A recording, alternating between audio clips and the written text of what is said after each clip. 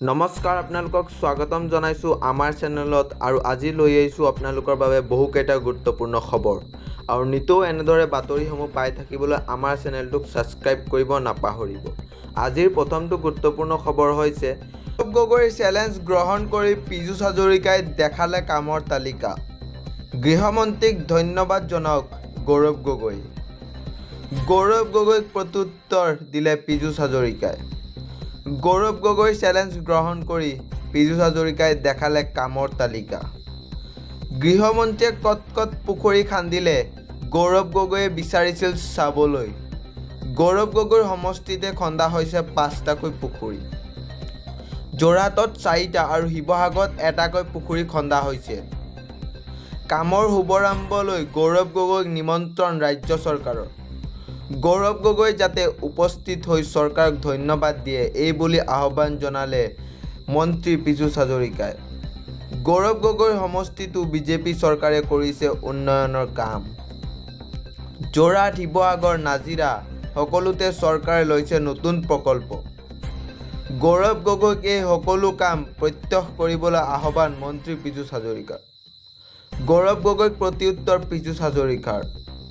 গৌৰৱ গগৈৰ চেলেঞ্জ গ্ৰহণ কৰি পীযুষ হাজৰিকাই দেখালে কামৰ তালিকা। আজিৰ দ্বিতীয়টো গুৰুত্বপূৰ্ণ খবৰ হৈছে পূজা মণ্ডপত জুবিনৰ গান বজাবলৈ কোৱাই হ'ল ভুল। মহানগৰীত অবিনাশ ৰজকৰ সৈতে হৈছে এটা ভয়ংকৰ ঘটনা। গুৱাহাটীৰ বামুণী মৈদামৰ ৰেলৱে কলনীত হৈছে এটা চাঞ্চল্যকৰ ঘটনা। জুবিন গাৰ্গক গীত বজাবলৈ কোৱাই হ'ল কাল। দুৰ্গা পূজাৰ মণ্ডপত নাচি থকা অবিনাশে জুবিন গাৰ্গৰ গীত বজাবলৈ জনাইছিল অনুৰোধ কমিটিক। তাক লৈ একাংশৰ সৈতে লিপ্ত হয় তৰ্কাতৰ্কিত। অগ্নি শৰ্মাৰ হৈ সুজিত চৰকাৰ আৰু ৰাতুলৰ নেতৃত্বত প্ৰায় ৩০জন লোকে প্ৰহাৰ কৰে অবিনাশক। গুৰুলাকৈ প্ৰহাৰ কৰাৰ ফলত গুৰুতৰভাৱে আহত হয় অবিনাশ।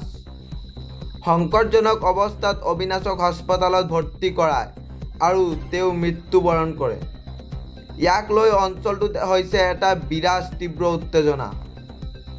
ঘটনাৰ সন্দৰ্ভত পৰিয়ালে চান্দমাৰি থানাত দাখিল কৰিছে এজাহাৰ।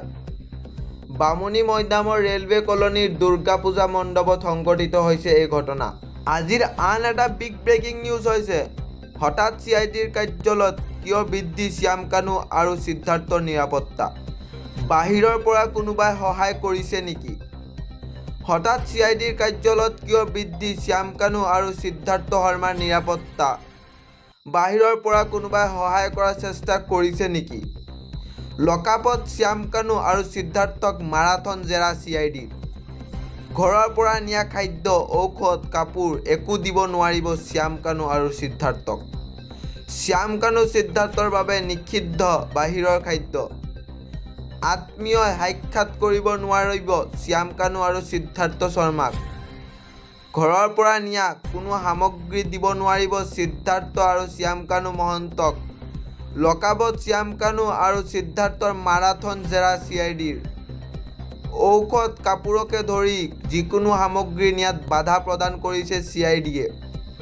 CIDৰ থানাৰ দুটা পৃথক কোঠাত ৰাখিছে দুয়োকে। কিন্তু হঠাৎ কিয় বৃদ্ধি পালে শ্যাম কানু আৰু সিদ্ধাৰ্থৰ নিৰাপত্তা? বাহিৰৰ পৰা কোনেও সহায় কৰিছে নেকি?